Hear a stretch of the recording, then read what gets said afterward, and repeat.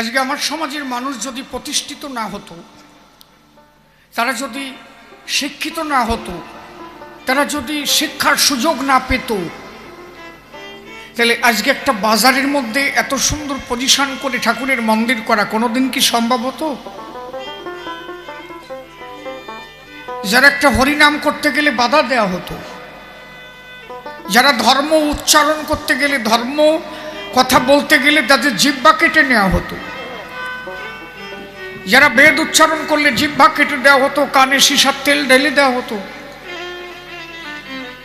আজকে আমার মানুষ শিক্ষিত হয়েছে, তাই তারা বুঝতে পেরেছে হরিগুরুচাঁদের দর্শনটা কি।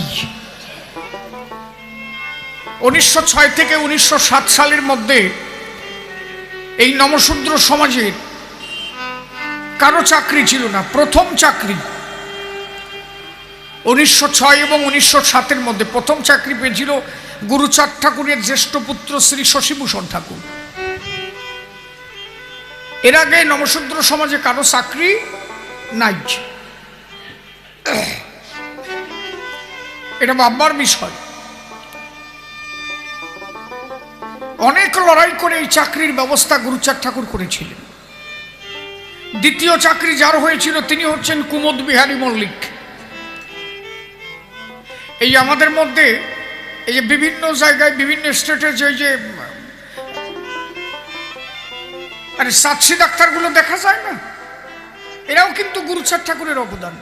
কয়েক লক্ষ চাচ্ছি ডাক্তার আছে, আজকে এরা যদি চাচ্ছি ডাক্তারি না করতো এই সমাজ এত তাড়াতাড়ি এত উন্নত হতে পারত না। এর মধ্যে গুরুচাঁদ ঠাকুরের অবদান। কারণ এই চাচ্ছি ডাক্তার যিনি ছিলেন, জয়পুরের কয়েকটা গ্রাম পরেই ছিল চাচ্ছি গ্রাম। ওই চাচ্ছি গ্রামে ছিল একজন ডাক্তার, তারে বলা হতো চাচ্ছি ডাক্তার। এবং ওই ডাক্তার হচ্ছে শশীভূষণ ঠাকুরের শ্বশুর মশাই। গুরুচাঁদ ঠাকুর বুঝতে পেরে শশীভূষণকে ওর সাথে বিয়ে দিলেন, ওনার মেয়ের সাথে। এবং ওই চাচ্ছি ডাক্তারের কাছে আমার সমাজের লোককে পাঠাইয়ে ওখান থেকে ডাক্তারি শিখাইয়ে বিভিন্ন জায়গায় এদের ডাক্তারি করাবে।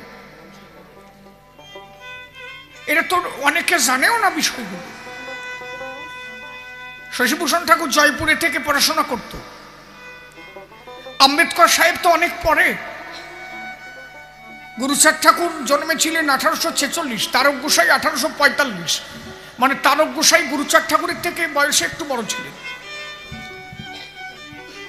আম্বেদকর অনেক পরে। গুরুচাঁদ ঠাকুরের যখন 21 বছর বয়স, সম্ভবত 1858-তে 21 বছর গুরুচাঁদ ঠাকুরের, তখন 21 বছরে তখন শশীভূষণ ঠাকুরের জন্ম। তাদের 46 থেকে 21, চুপ কর, 1867 কি 68, হ্যাঁ তখন শশীভূষণ ঠাকুরের জন্ম। আর আম্বেদকর সাহেবের ডেট অফ বার্থ হচ্ছে 1891, অনেক পরে। শশীভূষণ ঠাকুরের চাকরি হয়ে গেল। উনি প্রথম চাকরি পেয়েছিলেন এবং সেই চাকরি ট্রান্সফার হয়েছিল প্রথম নমশূদ্র সমাজে শিলিগুড়ি। আজকে আমার সমাজ যদি উন্নত না হতো, এই শিক্ষার ব্যবস্থা না পেত, তাহলে এই জায়গাগুলো কোনোদিন হতো? কোনোদিন সম্ভব ছিল। এই জন্য ইতিহাসকে কখনোই অস্বীকার করা যাবে না, এটা জানতে হবে। তো গুরুচাঁদ ঠাকুর বারবার বলেছিলেন শিক্ষা নেই। কেন? প্রকৃত শিক্ষা না হলে তুমি তো ধর্ম বুঝতে পারবে না, ধর্ম কি। মা বাবা মরে গেছে, ধর্মে বলেছে একজন টাক করতে হবে, একজনের চুল ফেলে দাও। আর যে মেয়ে সে চুল ফেলতে হবে না, তার 2 আঙুল বরাদ দিয়ে চুল কাটে ফেললি কাজ হয়ে যাবে। এই কোন শিক্ষিত সমাজ মানবে নাকি? যে মেয়েটা তার বাবা মারা গেল, তার চুল ফেলতে হবে না, তার ওই চুলের আগায় গিয়ে 2 আঙুল বরাদ দিয়ে কাটলে আর সুস্তুস ধুয়ে মুছে যাবে। আর যেটা পুরুষ ওইটা টাক করে ফেলতে হবে। মানে ওরা জানে যদি দুধেরই টাক করতে কই তাহলে তো সংসার নষ্ট হয়ে যাবে। মায়ের ছেলে যদি টাক হয় তাই নিয়ে কেউ ঘর করে নাকি? এই জন্য পরিষ্কার সুচতুরভাবে লেখলো যে 2 আঙুল বরাদ দিয়ে চুল কাটে ফেললি ওটা সুচ চলে যাবে, অসুবিধা হবে না, কিন্তু বিটা ছেলেটা টাক ফেলাই দিতে হবে। তাহলে তুমি যখন শিক্ষিত হবা তুমি তখন বুঝতে পারবা যে এগুলো কেন লেখা হয়েছিল। এক প্রকার স্বার্থান্বেষী মানুষ, তারা তাদের স্বার্থ কায়েম করবার জন্য আমার সমাজের মানুষকে বোকা বানিয়েছিল। হরিচাঁদ ঠাকুর তাই একটা কথা বলেছিল, জীবে দয়া নামে রুচি মানুষেতে নিষ্ঠা, ইহা ছাড়া আর যত সব ক্রিয়া ভ্রষ্টা। কোন মানুষকে তুমি অবমাননা করতে পারো না, কে হিন্দু কে খ্রিস্টান কে মুসলমান, তোমার শুধু মনে থাকবে সবাই মানুষ, আমরা সবাই গাহি একই পিতার জয়গান। মানুষের মধ্যে নয় কোনো ব্যবধান। হরিচাঁদ ঠাকুর সেই দর্শন দিয়েছিলেন, মানুষে মানুষে যেন কোনো ভেদাচার না থাকে। এমনকি উনি বললেন, কুকুরের উচ্ছিষ্ট প্রসাদ পেলে খায়, বেদ বিধি শৌচাচার নাহি মানিতে। বলে মানুষ তো দূরের কথা নেই, আমি কুকুরের উচ্ছিষ্ট পেলে তাই খাই, আর মানুষ তো দূরের কথা। রামকান্ত কৃষ্ণ পূজা দিল বলে রামকান্তকে মারা হলো, বলল তুই শূদ্র হয়ে কৃষ্ণ পূজা করিস কেন? তুই যে শূদ্রকুলের সন্তান, গোবিন্দকে স্পর্শ করলি কেন? এই জন্য যারা বৈষ্ণব সমাজের মানুষ, যারা বৈরাগী, তাদেরও ভাবার দরকার, আজকে তারা কৃষ্ণ পূজা করুক আর গৌর পূজা করুক, তাদের একবার হলেও মানা দরকার যে গুরুচাঁদ ঠাকুর যদি না আসতো, আজকে এই নামযজ্ঞ করা, গোবিন্দ সেবা দেওয়া, এটাও সম্ভব হতো কিনা সেটা ভাববার বিষয়। কারণ তারা কোনোভাবে দেখে নাই যে কে কাকে ভজতেছে। রামকান্ত কৃষ্ণকে ভজেছে, তাহলে তুমি কৃষ্ণ ভজ কালী ভজ কি ভজ এইটা দেখে নাই। দেখা হচ্ছে তুমি যদি চণ্ডালের ভানে হও, আসলে কি আমরা চণ্ডাল? চণ্ডাল বানিয়ে রাখা হয়েছিল। মানে তুমি যদি শূদ্র কুলের সন্তান হও, ধর্মে তোমার কোনো অধিকার নাই। একমাত্র গুরুচাঁদ ঠাকুর এসে সেই শিক্ষার সুযোগ করে দিয়ে মানুষকে শিক্ষিত করে আজকে প্রকৃত ধর্ম সন্ধান মানুষকে বুঝতে দিয়েছে। মানুষ বুঝতে পেরেছে প্রকৃত ধর্মটা কি, যেখানে মানুষে মানুষে কোনো ভেদাচার থাকবে না। এই অনেক কাহিনী আছে তো। যেদিন গিরিশ বসু গুরুচাঁদ ঠাকুরকে বলল, বাবা আমার কাছে কিছু টাকা আছে, মানে এদেরকে কি খারাপ নজরে দেখা হতো। বলো বাবা আমার কাছে কিছু টাকা আছে, আমি একটু ভালো কাজ করতে চাই। গুরুচাঁদ ঠাকুর বললেন, সবার উপরে শিক্ষাদান, তার উপরে আর কোনো ভালো কাজ নাই। যদি তুমি কাউকে শিক্ষাদান করতে পারো, তার থেকে বড় দান পৃথিবীতে আর কিছু নাই। তা তুমি একটা কাজ করো, তুমি ওই টাকা দিয়ে একটা স্কুল করে দাও। কয় বাউন যুক্তি করে গিয়ে গিরিশ বসুর ধারে ডাক দিয়ে বলে, তুমি বলে স্কুল করে দিচ্ছ? বলে হ্যাঁ আমার কাছে কিছু টাকা আছে, আমি গিয়েছিলাম গুরুচাঁদের কাছে, গুরুচাঁদ বলেছে তাই আমি স্কুল করে দিলে অসুবিধা নাই। করে দেবো, অসুবিধা কি? ওই কয় বাউন বলে তাই ওকে একটা দাতব্য চিকিৎসালয় করে দাও, ওরা চিকিৎসা করুক, কিন্তু স্কুল করতে যাই না। বলে কেন? বলে ওরা যদি একবার স্কুল করে জ্ঞান জন্মাইয়েই ফেলায়, ওই যে চিঠি নিয়ে কি আর আমাকে দ্বারা আসবে না? কি করে চলাফেরা বাড়বে? একবার যদি অক্ষর জ্ঞান ওরা পেয়ে যায়, ওরা ভালো মন্দ বুঝে যাবে, তাহলে কি চিঠি নিয়ে তোমার কাছে আসবে যে চলাফেরা বা? শেষ পর্যন্ত সেই স্কুল করতেই দেয় নাই। পরবর্তীতে শশীভূষণ ঠাকুরের প্রচেষ্টায় ওরাকান্দির পশ্চিম পাশে প্রথম ইংলিশ মিডিয়াম স্কুল হয়েছিল। ওরা কোনোভাবে চাই নাই যে আমার সমাজের মানুষ শিক্ষিত। কি দেখ ওই বুড়ি কয় যে হোক, উনি বুঝে গেছে যে এরপরে কোন জায়গা দেবেন, হোক। হ্যাঁ হ্যাঁ হ্যাঁ দাও, এবার এটা দুয়ো দিচ্ছি। হ্যাঁ হ্যাঁ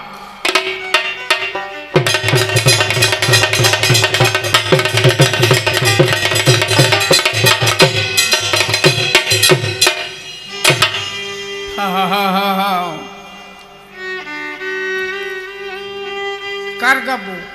অশ্বিনী ঘোষাল না তারক গোসাই না বিজয় সরকার? কার গাবো?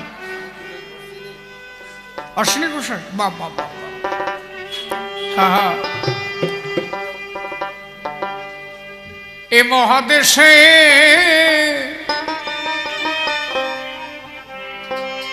তার হরি রভা হরির ভাব কিসে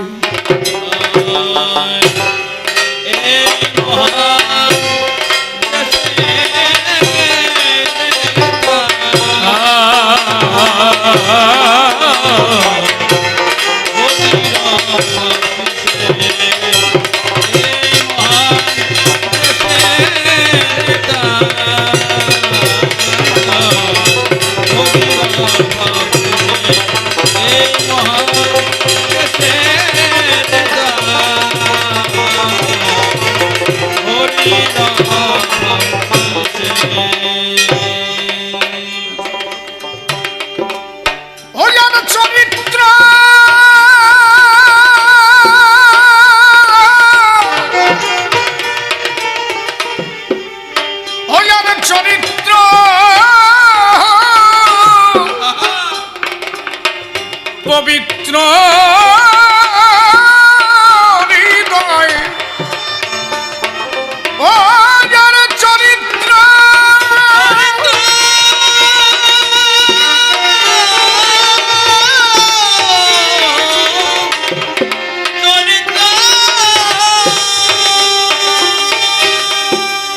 ও যার চরিত্র পবিত্র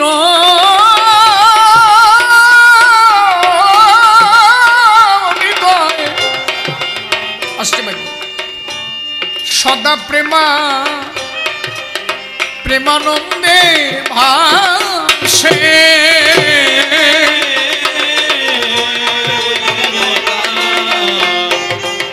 হরির ভাব কিসে এ মহাদেশে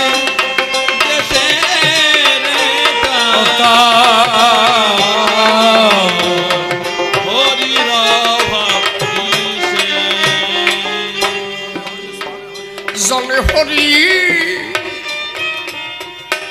স্থলে হরি হরে হরি হৃদয় হরি হরি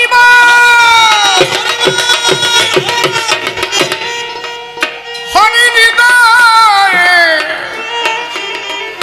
বাসে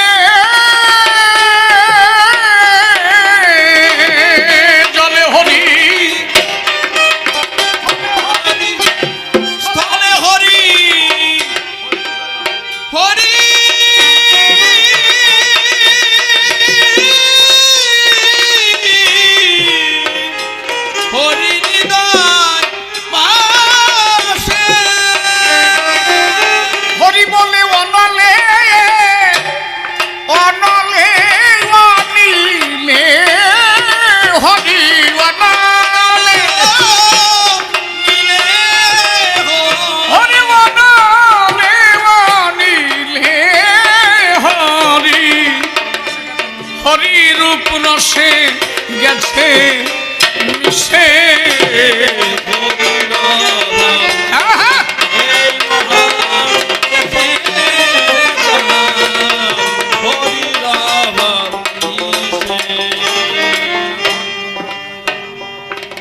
যার হরি কথা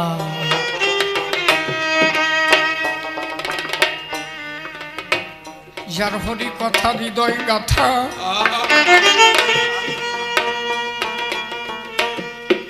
যার হরি কথা হৃদয় গাথা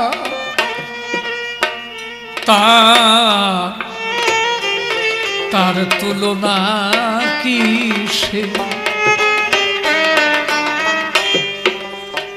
ও যার হরি কথা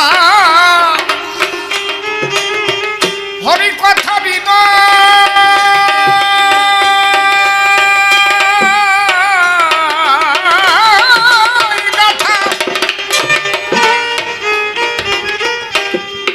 ওরে তার তুলনা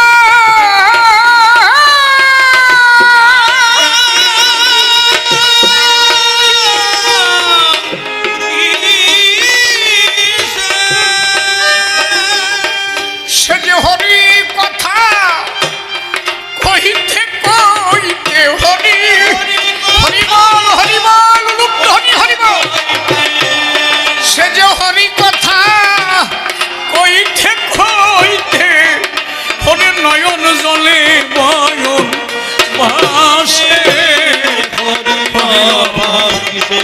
এই মহাদেশে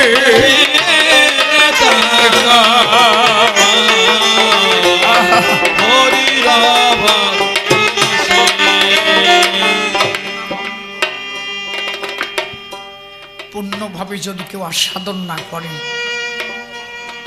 তার দ্বারা এই গান লেখা সম্ভব হয় নাকি? অশ্বিনী গোসাই তারক গোসাইয়ের বাড়ি থাকতো, ওনার ওই গরুগুলো দেখাশোনা করত, মাঠে ঘাটে যেত। একদিন চিন্তামণি বলল কি, শোনো এই যে অশ্বিনী তো মাঠে গেছে, তুমি তো একবারও গেলে না, এটা দেখে আসো না কি করে। তারক গোসাই মাঠের মধ্যে গেল, গিয়ে দেখছে একটা গাছের নিচে অশ্বিনী গোসাই ঘুমায় আছে। উনি দূর থেকে লক্ষ্য করলো এটা পাতার ফাঁক দিয়ে একটা সূর্য রশ্মি অশ্বিনী গোসাইয়ের মুখে পড়ছে।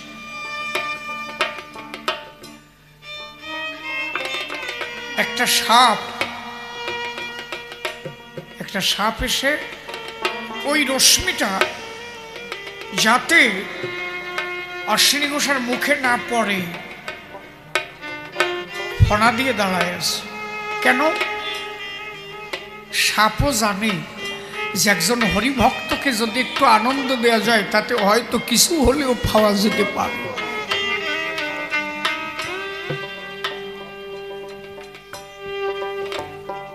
সর্বশ্রেষ্ঠময় হরিভক্ত। অশ্বিনী বললেন এই মহাদেশে তার হরির অভাব কিসে, আর আমরা ভগবান খুঁজে পাইনি। বলে ভগবান বলতে কিছু আছে, আমরা খুঁজি, কোথায় পাবো কোথায় পাবো কোথায় পাবো।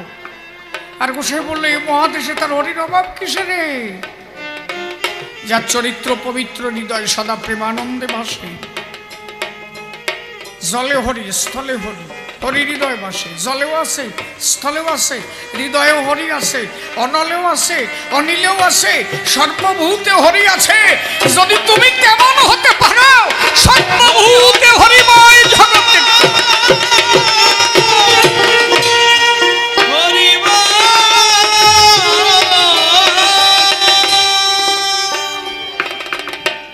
ভক্ত তো তেমন হওয়া চাই না। তারক গোসাই কবি গানে যাচ্ছে, এখন পিছনে কথা কয় কারণে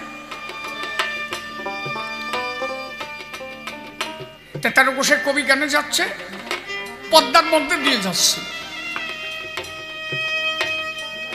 হঠাৎ করে পদ্মা মানে তো বিরাট নদী, এখনো তো পূর্ববঙ্গে গেলে দেখা যায় যে পদ্মা সেতু নাম আমরা সবাই জানি। তার নৌকা যখন ওই নদীর মাঝখানে গেল, হঠাৎ করে কালবৈশাখী যা ছেড়ে দিয়েছে। তারক গোসাই আগা নৌকায় বসে আছে। তারক গোসাই দ্বারকি ছিলেন কালীচরণ, দ্বারকি ছিলেন সূর্য নারায়ণ, এরা কয়েকজন তারক গোসাই দ্বারকি করত। কালীচরণের বাড়ি হচ্ছে পদুমা, একটা জীর্ণ শীর্ণ একটা কাপড় পরত, উনি দ্বারকি করত। তার নৌকা যখন মাঝ নদীতে গেছে, ছেড়ে দেবো আমি বুঝতে পারছি, তাড়াতাড়ি ছেড়ে দেবো, আমি প্রথম মাসে ছেড়ে দেবো, এরপরে ও আসবে। আমিও বুঝি তো অনেক সময় শ্রোতা বসে আছে, এত সময় বসে থাকা সম্ভব না, একটু বাইরে সবারই যাওয়া প্রয়োজন, আর একটু সময় গাই ছেড়ে দেবো। তা ওই নৌকায় হঠাৎ করে কালবৈশাখী ছেড়ে দিল, তো এমন ভাবে ঝড় এলো নৌকা মারা যাবে। তারা গোসাই আগানায় বসে আছে আর ওরা সবাই ভিতর দিয়ে বসে আছে। এখন সূর্য নারায়ণ বাবা হরিচাঁদ হরিচাঁদ বলে ডাকাডাকি করতেছে। কালীচরণ বসে বলছে কি, এই ডাকাডাকি করিস কেন? এ ডাকিস কেন? চুপ করে বসে থাকতে পারো না? প্রচন্ড ঝড় ছেড়ে দিয়েছে, এত ডাকো কেন তুমি? সূর্যনারায়ণ মনে মনে ভাবে, তাই আর শালারা মানুষের দলে রাখছে রে। পরিচি জ্বরের কলে মানুষ সবাই হরি বলে, আরো কয় যে ডাকো কেন? ও নিজেও ডাকবে না, আর কাউকে ডাকতেও দেবে না। যেটা ঠাকুরের ডাকে, বাবা হরিচাঁদ তুমি রক্ষা করো, ওই কালীচরণ যে কয় এ ডাকিস কেন? গিটির সবাই দিবানি। সূর্যনারায়ণ মনে মনে ভাবছে, ঝড়টা থামিয়ে গেলি ঠাকুর কোন রকম ওপারে নিও, এই শালারে যদি দলেরতে বাদ না দেয় আমি আর এই দলে থাকবো না। মানুষ সবাই কান্দে বয়তে, আর শালা কাজে ডাকো কেন? কারো গোসাই আগা নৌকায় বসে, আসতে আগা নৌকায় বসে আছে। ঝড় থেমে গেল, নৌকা পদ্মার ওপারে চলে গেল। এখন ওই নৌকা থেকে নেমে সূর্যনারায়ণ বলছে, বাবা আমি আর গানে যাব না। বলে আমি আর কবি গান গাবো না। বলে কি হয়েছে? বলে ফোড়া কপালিরে যদি দলেরতে বাদ না দাও আমি আর কবি গান গাবো না। বলে কেন? বলে কি ঝড় শাড়ি ছিল কৌদি? তারা বসে বলল হ্যাঁ, তাতে কি হয়েছে? বলে আমরা সবাই হরি বলে ডাকতেছি, আর ওই শালা কয় যে গিটির সলাই দিবানি ডাকলি। ওর মতো মানুষ দলে রাখা আছে নাকি? তারা বসে বলছে এ কালিয়ে এটা কি কয়? ওরা সবাই বলে ডাকে আর তুই বলে বাধা দিস। ওরা ঠাকুরের ডাকতেছে, ডাকতে দিলি না কেন? কালীচরণ বলছে আমার যদি দোষ হয় আমি আর এই দলে থাকবো না। ওদের কাছে শোনো তো আমার দোষ কিনা। সূর্যনারায়ণ কাছে তো তোর দোষ নাকি? নৌকার মধ্যে কি হয়েছিল? ওই ঝড়ের মধ্যে কি আরম্ভ করেছিলি তুই? যে ডাকে তুই তারে মারতে যাইস। কালীচরণ বলে কি শোন, এই বারণ করছিলাম কেন জানিস? তোরা 1000 বার ডাকলে যা না হয়, আমার তারক যদি একবার ডাকে তাতে তাই হয়। আমি জানি কি যে নৌকায় আমার তারক আছে সেই নৌকা কোনোদিন ডোবে না। তোরা 100 বার ডাকলে যা না হবে, আমার তারক আসরে গান গাইলে যার কাঁধের পরে হরি থাকে, আমার তারক যদি একবার থাকে ডাকে, আমার শিহরি সেই নৌকার কান্ডারি হয়ে না।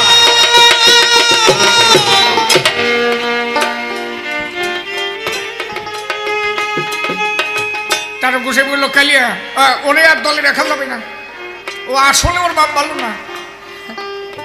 সূর্যনারায়ণ কাজে বাবা ওরেই রাখতে হবে, আমার বাদ দাও। গুরুপতি যে এত বিশ্বাস তা তো আমার জানা ছিল না। আমার কখনো মনেই ছিল না যে নৌকায় আমার তারক আছে। আমার যদি সেই ভাবনা থাকতো তাহলে আমিও তো হয়তো সেইভাবে পড়ে থাকতাম। ওর বিশ্বাস ছিল যে আমার তারক যে নৌকায় সেই নৌকা কখনো ডোবে না। ঈশ্বরকে জানতে গেলে আগে পূর্ণভাবে বিশ্বাস দরকার। বিন্দু মাত্র বিশ্বাসের চ্যুতি হয়ে গেলে তার দ্বারা ঈশ্বর সত্তা বোঝা সম্ভব নয়। সব জায়গায় হরি আছে, সর্ব জায়গায়, লতায় পাতায় কীট পতঙ্গ ধূলি কণায়। প্রহ্লাদকে বলেছিল অণু পরমাণু, পরমাণু ভাঙলে যেগুলো পাওয়া যায় electron, proton, neutron, nucleus. Prahlad বলেছিল ক্ষুদ্র থেকে ক্ষুদ্র অণু পরমাণু যা কিছু আছে সব কিছুর মধ্যে আমার হরি আছে। এই বিশ্বাস যে রেখেছে ধরে, যে আছে হরি কথা ভাবের ভিতরে, তার হরির অভাব থাকে না কোনোদিনের সংসারে। তাই অশ্বিনী গোসাই লিখলেন হরিনামামৃত ও যে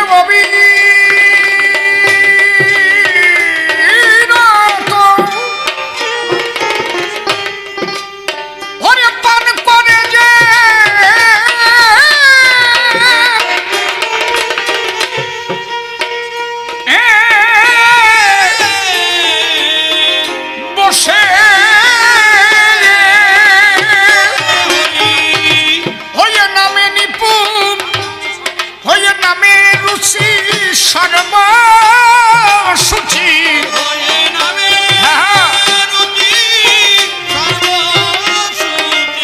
হয়ে নামে রুচি সর্বসুচি হরি বলে নেচে বেড়ায় বেহাল বেশে হরি বলে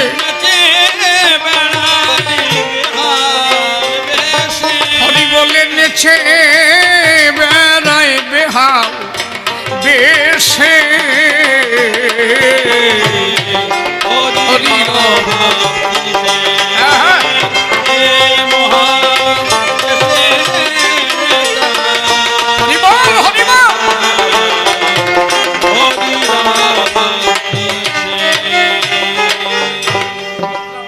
হয়ে নামে নিপুণ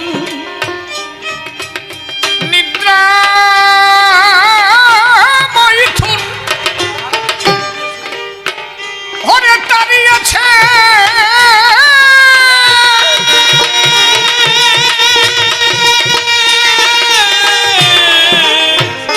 দুর্দেশে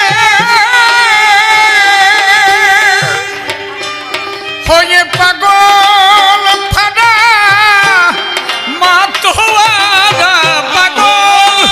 হরি হরি বল হরি হরি বল হয়ে পাগল ফাডা মাতো সে যে একবার কান্দে একবার হাসে সে একবার হরি বল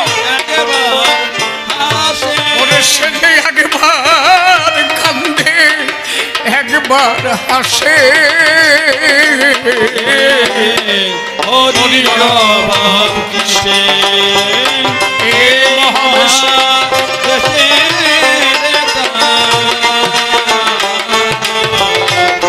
হরি রাম কৃষ্ণে মহানন্দ পাগলা সন্দ হরে প্রেম দিয়ে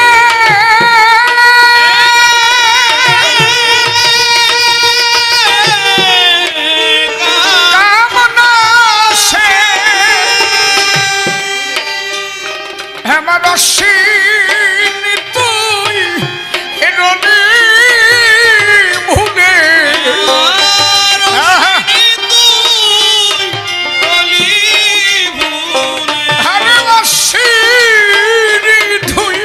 গোসাই অশ্বিনী প্রেমানন্দে হরি হরি বল হরি বল গোসাই অশ্বিনী তুই রবি ভুলে হরি প্রেমে ঘটল না তো কর্ম দোষে হরি প্রেম ঘটল না তো হরি প্রেমে ঘটল না তো কর্ম দোষে হরি প্রেম ঘটল না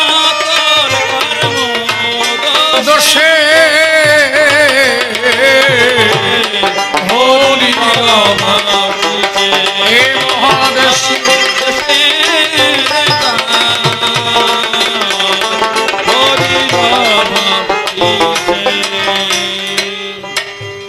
একা করে সভা মাঝে বিভিন্ন প্রশ্ন করেছে দান নাম্বার দিয়ে গুরুচাঁদ শিক্ষা দিল কেন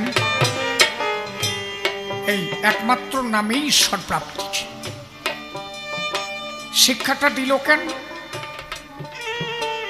আমার এই অনুন্নত সম্প্রদায় যাদের মধ্যে শিক্ষার আলো মোটেই নাই যাদের সমাজে কোনো অধিকার নাই নাম করতে গেলে সমাজে যে অধিকার ছিল সেই অধিকারটা পর্যন্ত এরা পায় নাই আপনারা জেনে থাকবেন যেদিন দশরথের বাড়ি হরিচাঁদ ঠাকুর গিয়েছিল সেদিন হরিচাঁদ ঠাকুরকে নাম করতে বাধা দেওয়া হয়েছিল শেষ পর্যন্ত ঠাকুর নিজে 20 টাকা তাদের কর দিয়েছিল যে আজকে থেকে আর কোনো বাধা থাকবে না। তাহলে নামে মানুষ ভগবান পায়, কিন্তু নাম করার অধিকার পাওয়ার জন্য সমাজে প্রতিষ্ঠিত না হলে তুমি তো নাম করার অধিকার পেতে না।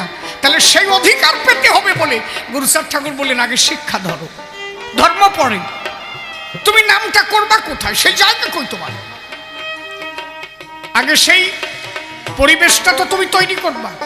তাহলে পরিবেশ তৈরি করতে হলে আগে তোমাকে শিক্ষা গ্রহণ করতে হবে। আচ্ছা, এই যে ধর্ম অনুষ্ঠানটা হচ্ছে মিনিমাম 1 লাখ টাকা ব্যয়। হ্যাঁ, আমার মানুষ তো তখন পুঁটি মাছ আর কই মাছ ধরিয়ে খায়। এরা 2-3 মানুষ সমান জলে নেমে হাড়ির পরে বসে ধান কাটিয়ে সেই ধান বেনে ডেকিতে পাড়াইয়ে সেই ধান চাল বানাইয়ে ফেন খাইয়ে মানুষ বাঁচিয়েছিল। ঠিক বলছি তো আমি নাকি? হাড়িতে বসে ধান কাটা লোক আছে? একজন হাত তুলে দেখান তো যে হাড়িতে বসে ধান কাটিস। ও শালার পুরা কপাইলে তাই জানে?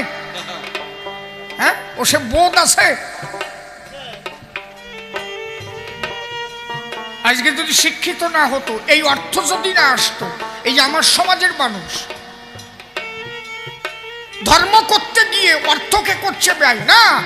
100 টাকা যদি হয় আয়, 20 টাকা দানি রেখে 20 টাকা করো ক্ষয়। এটা গুরুচাঁদ ঠাকুরের কথা বলছে। যে ঘরে লক্ষ্মী নাই সে ঘরে নারায়ণ নাই। লক্ষ্মীর সঙ্গে নারায়ণের একটা কানেকশন। অর্থ হচ্ছে লক্ষ্মী। তাহলে তোমার ঘরে টাকা আছে মানে নারায়ণও আছে। তাহলে নারায়ণ যিনি, তিনি আমার দয়াল হরি গুরুচাঁদ হরিবল।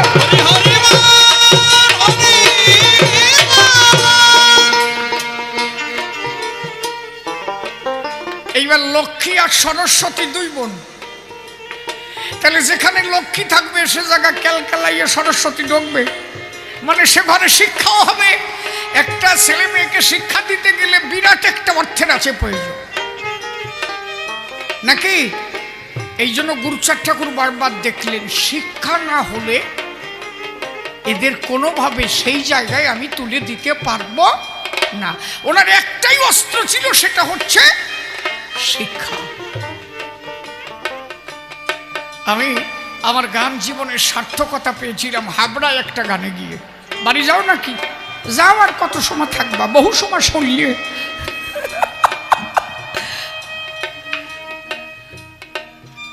আমি তো অনেক সময় আগে নামিয়ে যেতাম। তুষার গানে বায়না দিছে, বল আমার সল, ওর গান তাড়াতাড়ি গাইলে তাহলে আমার কমে জায়গা আর বল নাকি? গান যদি গাই সল পল, বহু সময় না গেলি হয়, নাহলে এত সময় আসলে দাঁড়ায় থাকা যায়, প্রায় 2 ঘন্টা হয়ে গেল। বিষয়টা হচ্ছে যে জায়গায় এই যে শিক্ষা, আমি হাবড়ায় গিয়েছিলাম, গুরুচাঁদ ঠাকুর পরিষ্কার বলেছে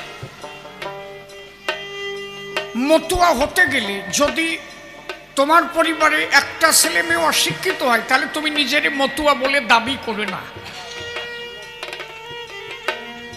আমি হাবড়ায় গানে গেছি, আমার একজন মা সেদিন মাধ্যমিক পরীক্ষার পরের দিন মাধ্যমিক রেজাল্ট দিয়েছে। একজন মা একটা আষাঢ় মালা নিয়ে, আমার এই গানটাকে উনি ফলো করে, একটা আষাঢ় মালা আর একটা কাগজ ওই নিয়ে আমার কাছে এসেছে আসরে। আমি বললাম হয়তো গানের টানের কোনো আর্জি টার্জি আছে। মালাটা আমার হাতে দিয়ে বললো, বাবা এই মালাটা আমার পড়াই দাও আর এই সার্টিফিকেটটা তুমি নাও। তো সার্টিফিকেটটা দেখে দেখলাম ওনার ছেলের মাধ্যমিক পাস সার্টিফিকেট, স্টার পেয়েছে ছেলেটা, প্রত্যেকটায় 80-র কাছাকাছি রেজাল্ট। আমার একটা মালা দিয়ে বললো, বাবা মালাটা কি পরার যোগ্য আজকে আমি হয়েছি, আমি কি মতো হতে পারি? আমি মালাটা দিয়ে বললাম, মা তুমি আজকের থেকে মতুয়া, তবে চেষ্টা রাখো ছেলেটা যেন MA পাস করে। বলে আমি যতদিন না ছেলেটাকে মাধ্যমিকে ভালো রেজাল্ট করতে পেরেছি ততদিন একটা আশার মালা গলায় নি নাই। কেন? গুরুচাঁদ ঠাকুর বলছে মতুয়া হতে গেলে আগে ছেলে মেয়ে শিক্ষা দিতে হবে। প্রত্যেকটা পরিবার যদি এই ভাবনা এসে যেত তাহলে ছেলের 18 বছর হলেই যে ওই হাতুর ধরাই দিলাম সিন্টারিং কাজে যাক, এই ভাবনাটা আসতো না। আমার সমাজ তো নষ্ট হয়ে গেল এই কারণে। ছেলে 18 বছর হয়ে গেল মানে এইবার কোদাল ধরাই দাও নয় হাতুর ধরাই দাও। প্রতিদিন 300 টাকা। যে ছেলেটার কাছ থেকে তুমি 300 টাকা ইনকাম চাচ্ছ, এই ছেলেটাকে যদি প্রতি মাসে তুমি 1000 টাকা ব্যয় দিয়ে ছেলেটাকে ভালোভাবে পড়াশোনা করাতে, সারা জীবনে যা ইনকাম করেছিলে শেষের দিনে একটা সুনাম নিয়ে তুমি যেতে পারতে। মানুষে ডাক দিয়ে বলতো, আরে সারা জীবন পরের বইতে খেটেছে রে, ছেলেটারে মানুষ করে রেখে গেল রে, নিজে জীবনে এত কষ্ট করেছে তারপরে ছেলেটা মানুষের মতো মানুষ হয়েছে। আর আজকে যে ছেলেটারে হাতুর ধরাই দিলে, তুমি চলে যাওয়ার পরে এমনও হতে পারে সমাজের লোক তোমারে বলতে পারে, শালা যা জন্মাই থুয়ে গেছে রে, শালারা মানুষ জন্মাই থুয়ে গেছে। ও মরে যাওয়ার পরে ওই গালাগালি তার যায় না। তাহলে আমাকে চেষ্টা করতে হবে যাতে ছেলেটাকে সঠিক সুশিক্ষায় শিক্ষিত করে আমি তাকে মানুষের মতো মানুষ করে তুলতে পারি। 1872 সালে গুরুচাঁদ ঠাকুর সার্বিক শিক্ষা আন্দোলন করেছিলেন। কত কষ্ট করেছিল জানো? সেসব কথা যদি শোনো না, গাবো আর একটু গাবো। হ্যাঁ, তোমরা যাবা না তো নাকি? ঠিক আছে, ঠিক আছে। ওর বাবা, ঠিক আছে। এই যে গুরুচাঁদ ঠাকুর 1931 সালের একটা সেন্সাস রিপোর্ট বেরিয়েছিল। সেই সেন্সাস রিপোর্ট অনুসারে সেখানে দেখা গেল গুরুচাঁদ ঠাকুর 3949 খানা স্কুল করেছিলেন। লিখিতভাবে 3949, আর অলিখিতভাবে অজে কত তার ঠিক নেই। তখনকার স্কুল কি জানো? ওই ইট দিয়ে গেটে স্কুল হবে তাই না। এই ওই ওর রান্নাঘরে খাওয়া দাওয়া যে হয়ে যাবে, তোর একটা গোবর ছড়া দিয়ে বসে যাবি। পরবর্তীতে ওই করতে করতে ওইটি স্কুল হয়ে গেল। তোর গোয়াল ঘরের গরু যখন মাঠে যাবে ওইখানে তোরা বসে যাইস। অলিখিত যে কত স্কুল তার ঠিক নাই। আমি কাউকে ছোট করছি না। যিনি ঈশ্বরচন্দ্র বিদ্যাসাগর, উনি 35 মানে 35 খানা স্কুল করেছিলেন। আমার কথা হচ্ছে যারা 35 খানা স্কুল করেছেন তিনি বিদ্যাসাগর, আমি তাকে শ্রদ্ধা করি। তিনি তো 35 খানা করেছেন। গুরুচাঁদ ঠাকুর 3500। তাহলে আমাদের কি কখনো মনে হয় না যে যিনি এত স্কুল করলেন, যার জীবনের একটাই কথা ছিল যে তুমি যে সম্প্রদায়ের মানুষ হও, শিক্ষা না হলে সমাজ কোনোদিন উন্নতির শিখরে যেতে পারে না। তার একটা বাণী, খাও বা না খাও করো ভিক্ষা, ছেলে মেয়ে দাও শিক্ষা। আচ্ছা, প্রত্যেকটা স্কুলে কি আমার গুরুচাঁদের একটা ছবি থাকা দরকার ছিল না? ছিল কি না? এ কথা তো আমার সমাজের যারা বড় বড় মোড়ল হয়েছে এখন এটা তো কয় না। যেখানে ঈশ্বরচন্দ্র বিদ্যাসাগর একটা ছবি থাকবে, আমি তাদের কাছে অনুরোধ করব তারা যেন এই কথাগুলো, তারা আইনসভায় গেছে নাকি, তারা বিভিন্ন জায়গায় গেছে, শিশিরের জায়গায় যে সাহেব আলিও কাজ হবে না। বিভিন্ন স্কুলে বিভিন্ন মনীষীর ছবি যেমন থাকে, আমি তো মনে করি আমার গুরুচাঁদের ছবি আরো আগে রাখা দরকার। তিনি পরিষ্কার বললেন, অনন্ত অসীম যদি দেখিবারে চাস, ধর্ম নয় আগে শিক্ষা জলে ভাস। তাহলে এত বড় অমূল্য বাণী যার, শিক্ষার উপরে প্রত্যেকটা স্কুলে তার একটা ছবি রাখা দরকার বলে আমি মনে করছি। এটা আমার অভিমত। ওরাকান্দিতে যত টাকা যেত একটা টাকা নিজে কোনোদিন ব্যয় করে নাই। 1885 সালে ওনার নামে ব্রিটিশ সরকার 20 টাকা ট্যাক্স ধার্য করেছিল। ওরাকান্দিতে যত টাকা পড়তো ব্রিটিশ সরকার বলল ওর আমাদের একটা কমিশন দিতে হবে, ট্যাক্স ধার্য করলেন। গুরুচাঁদ ঠাকুর বললেন তা হবে কেন? ওরাকান্দিতে যে টাকা আসে এটা হচ্ছে আমার বাবার টাকা, আমার ভক্তরা এই টাকা দেয়, এই টাকা আমি আপনাদের দিতে যাবো কেন? দান যদি কেউ করে দানের টাকার কোনো ট্যাক্স হবে না। আমার এই টাকার একমাত্র অধিকার আমার বাবার ভক্ত যারা তারা। একদিন শান্তিমাতা বলল কি, গুরুচাঁদ তুই টাকা টাকা করে তুই এত কান্দিস কেন? নিজে হরিদাসপুরে দোকানদারি করেছি, নিজে দোকান করে ব্যবসা করেছি। মা শান্তিমাতা বলল তুই এত টাকা টাকা করিস কেন? যে টাকা ওরাকান্দি আসে তাই আমরা খেয়ে বাঁচি না। শান্তিমাতা বললেন, গুরুচাঁদ ঠাকুর বললেন, মা যত টাকা ওরাকান্দি আসে না ও সব টাকা আমার বাবার টাকা, আমার ভক্তের টাকা, গুরুচাঁদের একটা টাকাও না। ওই টাকার একমাত্র অধিকার আমার বাবার ভক্তের।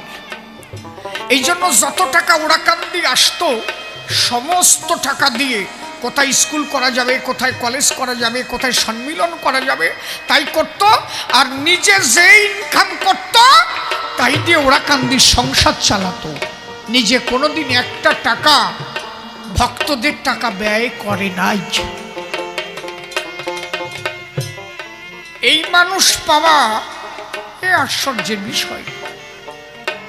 নিজের জীবনের সর্বস্ব দান করেছে, নিজে কোনোদিন ভাবে নাই। যেদিন ফুকুরিয়া স্কুল করতে দিল না, ওরা গিয়ে গুরুচাঁদ ঠাকুরে বলল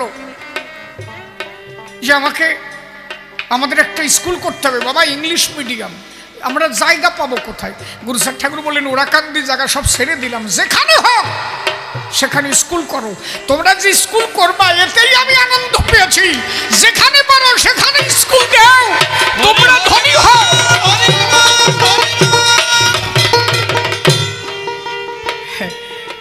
আপনারা সবাই তো চেনেন, আর বলার কি আছে।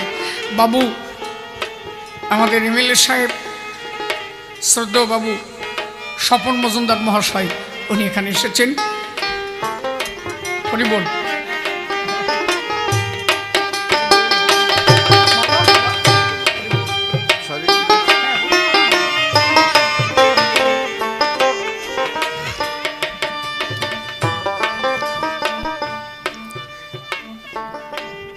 হরিবল হরিবল।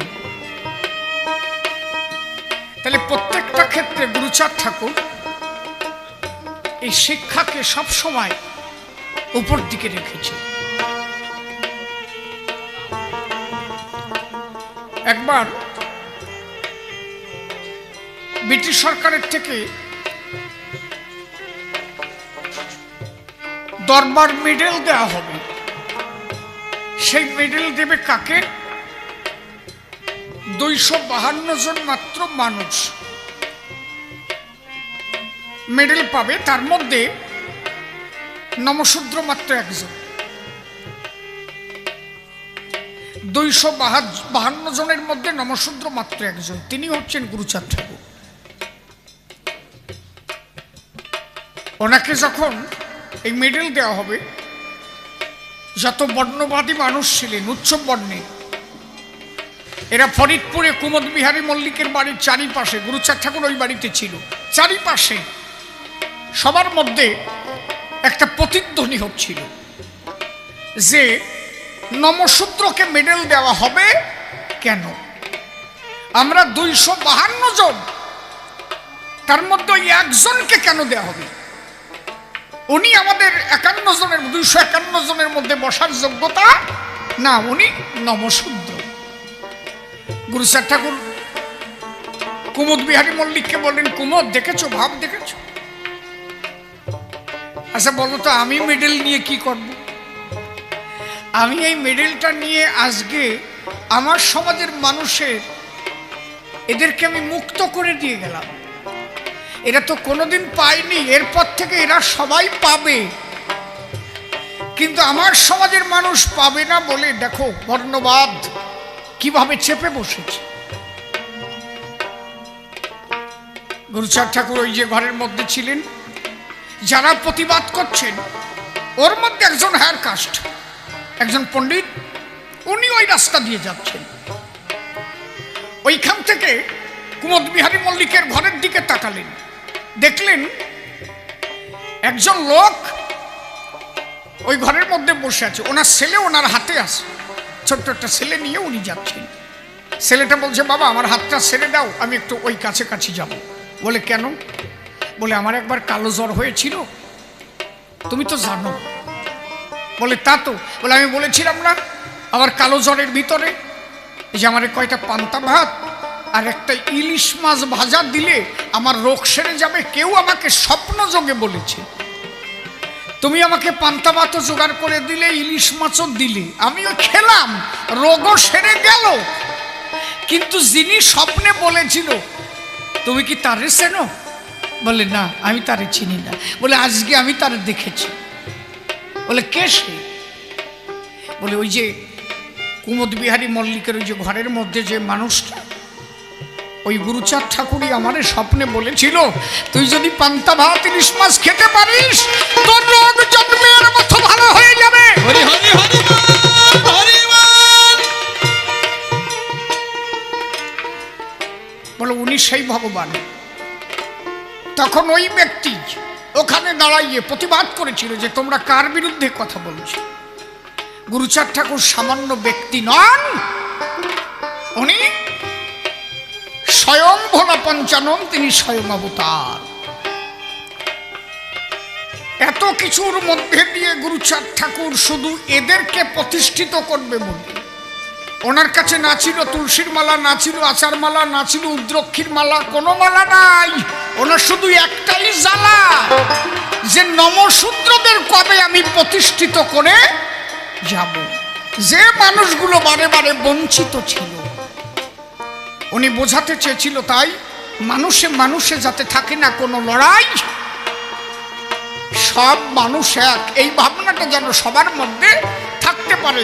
তাহলে তোরা যখন শিক্ষিত হবি, তোরা যেন অর্থ পাবি, তোরা যখন শিক্ষা পাবি, এতদিন তোদের যারা ঘৃণা করেছে তারাও জানবে মানুষ জন্ম হোক যথা তথা, কর্মের দ্বারা মানুষ শ্রেষ্ঠত্ব পায়। শশীভূষণ ঠাকুরের চাকরি হয় না। গুরুচাঁদ ঠাকুর শশীভূষণকে বললেন, শশী তুমি কলকাতা যাও, তোমাকে চাকরি দেবার জন্য একজন আছে। বলে কে? বলি তিনি অস্ট্রেলিয়া থেকে এসেছেন, শিশির সিসা মিট সাহেব, যাকে বলা হয় সিএস মিট সাহেব। বলে উনি তোমাকে চাকরির ব্যবস্থা করে দেবেন। কলকাতায় গিয়ে মিট সাহেবের সঙ্গে দেখা হলো। মিট সাহেব বলল, নাম কি? বলো গুরুচাঁদ ঠাকুর। বাবা? হরিচাঁদ ঠাকুর। বাড়ি কোথায়? ওরা কান্দে। বলে আমার সমাজের মানুষ অনেকে শিক্ষিত হয়েছে, কিন্তু দুঃখের বিষয় এরা কোনো চাকরি পায় না। বলে কেন? বলে ব্রাহ্মণ্যবাদ এদের উপরে চেপে বসেছে। ওরা গিয়ে ব্রিটিশ সরকারের কাছে বলে আমরা নাকি সামাজিকতা মানি না, আমরা নাকি সরকারের কোনো ব্যবস্থাকে মানি না, আমরা নাকি সরকারকে কর দিই না। এই বিভিন্ন অপবাদ দিয়ে আমরা যাতে চাকরি না পাই সেই ব্যবস্থা করেছি।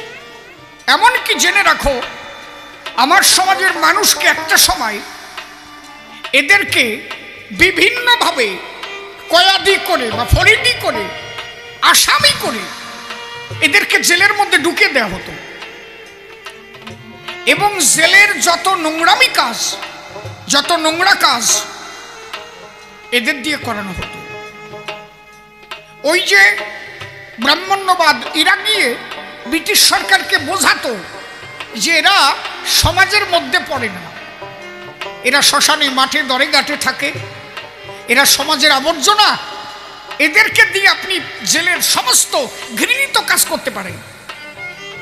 ওদের কথা শুনে এদেরকে সেইভাবে কাজ করানো হতো। 1911 সালে যখন সেন্সাস রিপোর্ট থেকে চন্ডালগালি মুছে গেল, নমশূদ্র হয়ে গেল, তখন গুরুচাঁদ ঠাকুরের কাছে এই আসামি যারা জেল থেকে বেরোতো, ওরা গিয়ে গুরুচাঁদ ঠাকুর কাছে বললেন, বাবা আপনি নমশূদ্র সমাজের কুলপতি, আপনি এদের পিতা, আপনি কি জানেন এদের মনের ব্যথা? এদের আর একটা আছে ব্যবস্থা, এদের জেলের মধ্যে নিয়ে যত জঘন্য কাজ এদের করানো হয়। গুরুচাঁদ ঠাকুর বলেন মীর সাহেবের কাছে, মীর এর ব্যবস্থা কি করা যায়? তখন মীর সাহেব একটা অ্যাপ্লিকেশন করলেন, গুরুচাঁদ ঠাকুরকে বললেন আপনি এর নিচে একটা সিগনেচার করে দেন। গুরুচাঁদ একটা সই দিয়ে দিল। ওই মীর সাহেব যখন ব্রিটিশ সরকারের কাছে জমা করলো, তার পরবর্তীতে পার্লামেন্ট থেকে বলা হলো এ পর্যন্ত যদি আর জেলের মধ্যে কোনো নবশূদ্রকে এই কাজ করানো হয়, যারা করাবে তাদের দ্বিগুণভাবে পানিশমেন্ট দেওয়া হবে। সেই দিন থেকে নবশূদ্র জেলে মুক্তি পেয়েছিল। এদের প্রত্যেকটা ডিপার্টমেন্টে, প্রত্যেকটা স্তরে স্তরে গুরুচাঁদের অবদান। এইটা যদি কেউ একটু ভাবে, তাহলে হরি গুরুচাঁদের অবদান এরা কোনোদিন ভুলতে পারে না, অন্তত এই অনুন্নত সম্প্রদায়ের মানুষ যারা।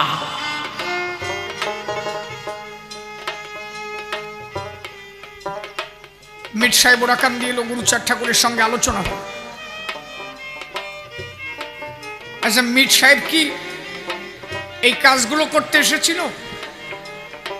মীর সাহেব এসেছিল তার একটা ভাবনা নিয়ে। কি মীর সাহেব জানতো তাই, পূর্ববঙ্গে ওরাকান্দিতে হরিগুরুচাঁদ তাদের আছে একটা সম্প্রদায়, বৃহৎ একটা জনগোষ্ঠী।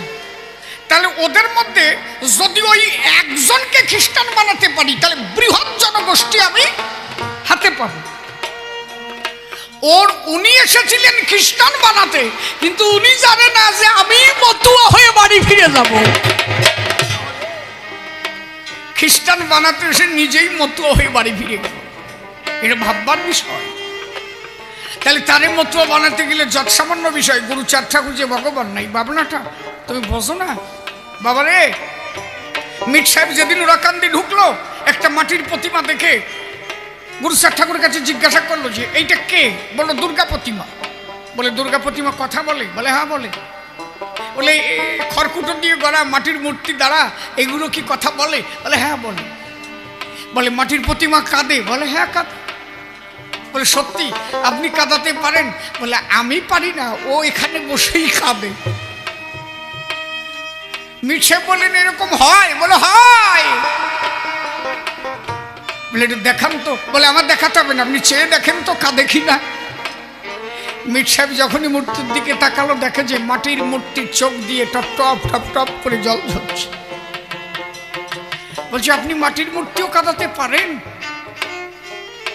বলে আমি কিছু পারি না, সবই তিনি করান। ভাবনা জাগলো, ইনি সামান্য মানুষ নন।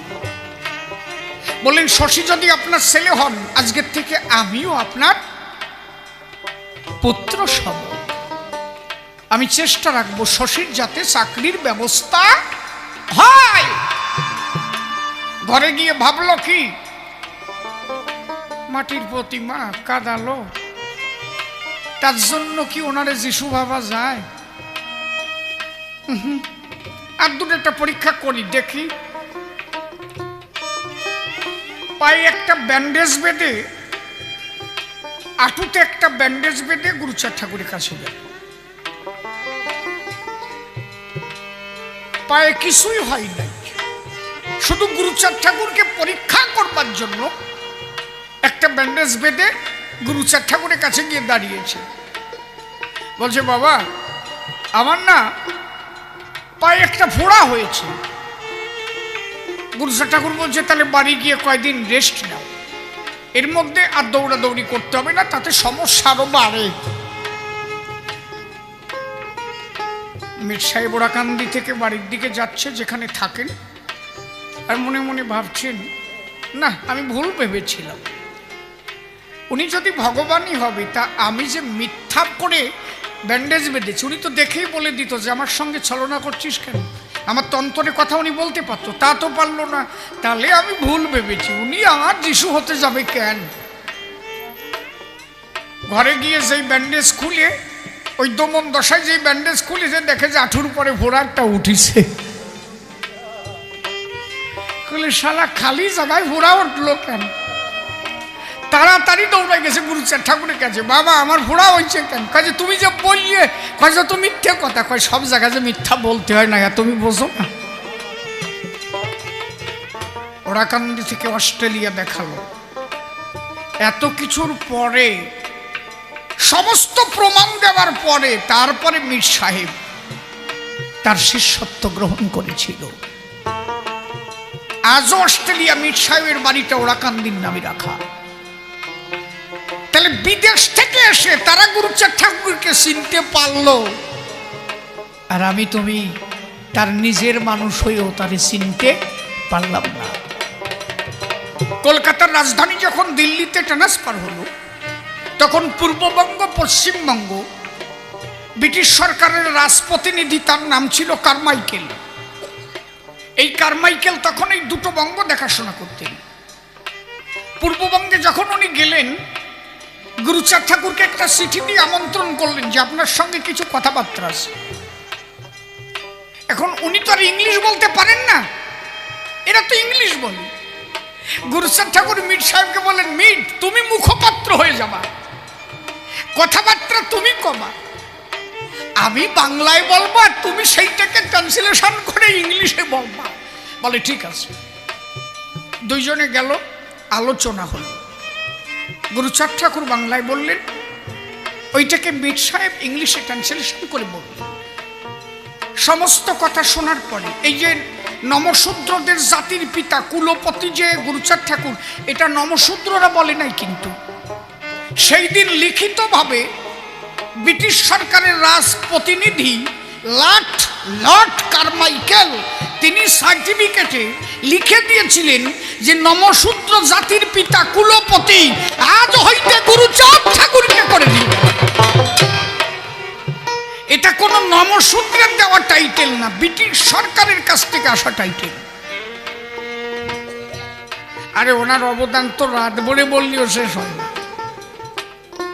ওকে একটু দু বিষয় নাকি, 20 টাকা ট্যাক্স ধারলো, কোনো ট্যাক্স যখন দিল না, এখন ব্রিটিশ সরকারের রাজপ্রতিনিধি ওরা চিন্তা করলো কিভাবে ট্যাক্স নেওয়া যায়। উনি তখন হরিদাসপুরে ব্যবসা করে, বললো তাহলে ওনার বাণিজ্যের উপরে ট্যাক্স বসাতে হবে।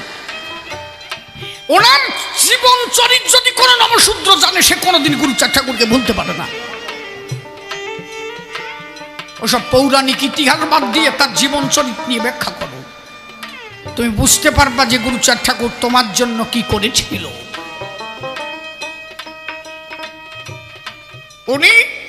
ওনাকে যখন বাণিজ্যের উপরে 20 টাকা ট্যাক্স ধার্য করা হলো,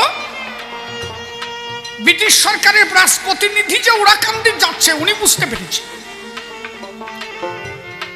ওরাকান্দি যত টাকা আসতো সেই টাকার ট্যাক্স দেয়নি বলে ওনার বাণিজ্যের উপর একটা ট্যাক্স বসানো হলো। গুরুচাঁদ ঠাকুর ওরা যেই ওরাকান্দি পা দিয়েছে, গুরুচাঁদ ঠাকুর সামনে এসে বলছে কি, আমি না আমার ব্যবসার থেকে 20 টাকা ব্রিটিশ সরকারকে ট্যাক্স দেব। মানে ওরা গেছেই ট্যাক্স আনতে, ওরা বলার আগে গুরুচাঁদ ঠাকুর বলছে আমি 20 টাকা ট্যাক্স দেব। এখন যারা রাজপ্রতিনিধি তারা বলছে কর আদায় করে পাওয়া যায় না, আর ইনি সেধে দেবে, এত বড় মহান ব্যক্তি তো হয় না। ওরা টাকা নিয়ে চলে গেল। গুরুচাঁদ ঠাকুরের কাছে জিজ্ঞাসা করা হলো, বাবা 20 টাকা তো তখনকার সময় 20 টাকা মানে কম না, কিন্তু তখন চালের দাম কত? তখন আনা ছিল, আনা 1 আনা 2 আনা, তারপরে আসলো পয়সা নাকি, তার আগে ছিল রতি গন্ডা সৎকে নাকি, কথা ঠিক করছি নাকি, কথা কেন সাতা, হ্যাঁ আগে এই ছিল। শালাই যে বুন বুনিয়ে কিনে খাইছে, যে বুন বুনিয়ে মদন কটকটি বোন বুড়িয়ে নাকি ওই আর পাওয়া যায় না সেই দিন। তাই 20 টাকা মানে বিরাট ব্যাপার। গুরুচাঁদ ঠাকুর কাছে জিজ্ঞাসা করা হলো, আপনি ট্যাক্স দিলেন কেন? গুরুচাঁদ ঠাকুর বললেন কি, ব্রিটিশ সরকার থেকে জানুক যে নমশূদ্রদের মধ্যেও বৃহৎ ধনী কেউ আছে, ওদের যে বোঝানো হয় যে এরা সমাজকে মানে না, এরা সরকারকে কর দেয় না, আমি সেদে দিয়ে দেখালাম যে নমশূদ্র সরকারের ট্যাক্স সেদেও দিতে পারে। ওরা জানুক যে নমশূদ্র রাজ্যের কর এরা কখনো, এরা রাজ্যের কর না দিয়ে রাজার রাজ্যে বসবাস করে না। তার জন্য ব্রিটিশ সরকারের কাছে নমশূদ্রের উপরে একটা লিখনি বেরো হলো যে এতদিন পর্যন্ত নমশূদ্রদের যে ছোট করে দেখা হয়েছিল, আজকের থেকে দেখা গেল না না এরা সত্যিকারে ভালো। তাহলে কত সুচতুর ভাবে এই জাতিকে উনি উদ্ধার করেছিলেন। আজকে সেই নম হয়ে যদি আমি তারে ভুলে যাই, আরে আমার মতো নির্বোধ জগতে আর তো কেহ নাই। এই জন্য শিক্ষা দিয়ে এই জাতিকে উদ্ধার করে গেল একবার হরি গুরুচাঁদ প্রেমানন্দে হরি হরি হরি। তবে আর বেশি কথা বলবো না, ছেড়ে দিয়ে যাব আমার কবির কল্পনা। সারা রাত আলোচনা করলে শেষ হবে না, তাই প্রথমবারে পর্যন্ত ছেড়ে দিয়ে যাই, দেখিয়ে সে কোনোভাবে কোন কথা বলে। আর একটু গান হবে সভ্য সভাতলে, আপনারা ধৈর্য ধরে থাকবেন সবাই। আরও বহু সমাগান হইবে সবাই। এ পর্যন্ত প্রথমবারে যাইখান্ত করি। এদিকেতে আছে যত ভক্ত নরনারী, এদিকেতে আছে যত ভক্তগণ, বন্দনা করি যাই সকলে চরণ ভক্তদের চরণ ধুলি গেল।